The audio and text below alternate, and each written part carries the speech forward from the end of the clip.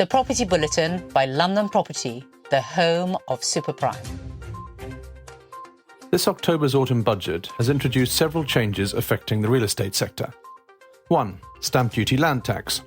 Additional dwelling surcharge increased from 3% to 5%, impacting both UK and non-UK buyers of second homes, effective from the 31st of October 2024.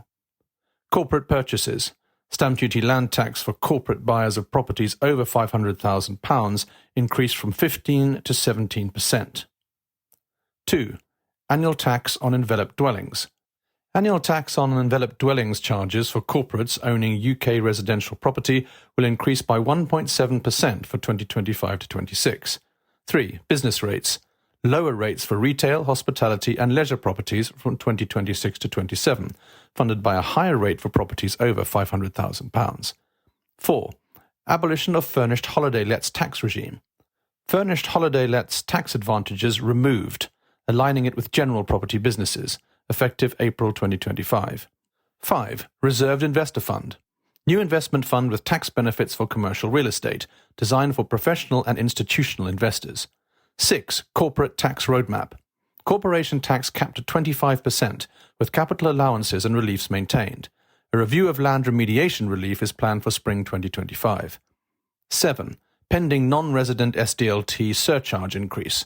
A proposed increase in the surcharge from 2% to 3% for non-resident buyers was not addressed. These charges impact stamp duty land tax, corporate property ownership, and tax advantages for holiday lets, calling for strategic planning for property investors. The recent UK budget has sparked intense reactions among farmers and countryside advocates due to new inheritance tax rules targeting agricultural and business property valued above £1 million. Previously exempt from inheritance tax, these properties will now face a 20% tax rate on values exceeding the threshold starting in April 2026. The change, expected to raise £1.8 billion by 2030 for public services, led to sharp criticism from figures like Jeremy Clarkson and the National Farmers Union, who fear it will burden family farms, reduce investment, and potentially drive up food prices. However, experts argue that the policy mainly targets the wealthiest estate owners rather than typical family farms.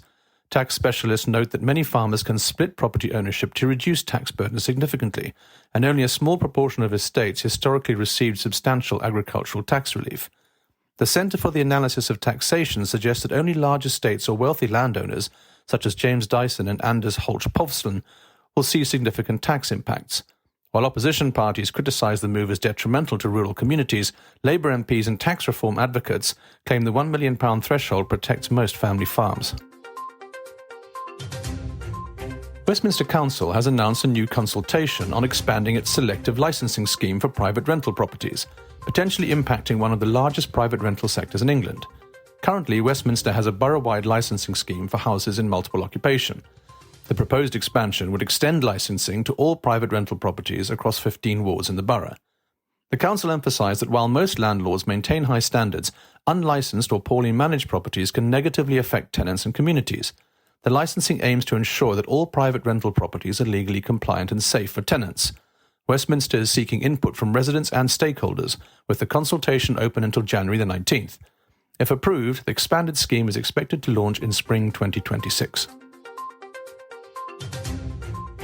The Terrorism, Protection of Premises Bill 2024, also known as Martyn's Law, proposes significant changes for public spaces by introducing a protect duty that obliges venue owners and managers to enhance security measures against terrorism. Named in memory of Martyn, a victim of the 2017 Manchester Arena attack, the bill aims to protect publicly accessible spaces with a capacity of 100 or more people, including places like stadiums, shopping centres and venues for hire. The bill covers a wide range of public venues, introducing 2 compliance tiers based on capacity.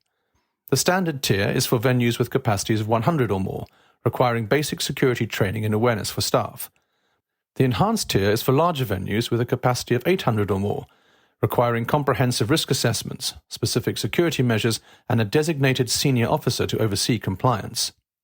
Under this law, duty holders must register with a regulator and ensure that employees are trained to respond to terrorist incidents. Enhanced tier venues will need to implement proactive security measures, conduct terrorism risk assessments, and appoint a senior officer responsible for these duties. This new framework goes beyond current health and safety laws, mandating terrorism-specific risk management. Non-compliance could lead to notices requiring corrective action, restrictions on venue use, or even venue closure. Fines for enhanced tier venues can reach up to £18 million, or 5% of worldwide revenue, emphasising the high stakes for non-compliance. The bill's broad scope impacts not only large venues but also smaller spaces like community centres, pubs and retail stores, requiring them to align with the Protect Duty standards. Many smaller venues may face challenges adapting to these demands, although government resources will support compliance. With Parliament's ongoing discussions, landlords and tenants are advised to start preparing through risk assessments, security reviews and staff training, particularly in enhanced tier spaces. Taking a proactive approach can help venues manage the transition and costs associated with compliance, avoiding sudden disruptions once the law is enacted. The pursuit of a UK education by Malaysia's wealthy elite highlights deep-seated issues within the country's educational and social systems. The UK's colonial influence still resonates, with affluent Malaysians viewing British education and English fluency as status symbols and pathways to global opportunities. Given limitations and perceived biases in Malaysia's local education system, especially toward ethnic Chinese. Prime Minister Anwar Ibrahim recently criticised this Anglophilia, advocating for pride in the Malay language, while recognising the practical benefits of English. Despite Malaysia's independence in 1957, British customs remain popular among the upper class, who frequently invest in London properties and view the city as a second home, often referring to it as Kuala London. Areas like West London, rich in Malaysian dining options, have become gathering points for the Malaysian diaspora. As Malaysian universities gain ground internationally, with some ranked among Asia's top institutions, the demand for UK education may eventually peak. However, for now, London's cultural and educational allure continues to attract Malaysians, who not only seek nostalgia but also showcase financial influence through high-profile property investments and revitalisation projects like Battersea Power Station. Subscribe to our newsletter to receive our weekly bulletins and stay ahead of what's shaping the super prime property market.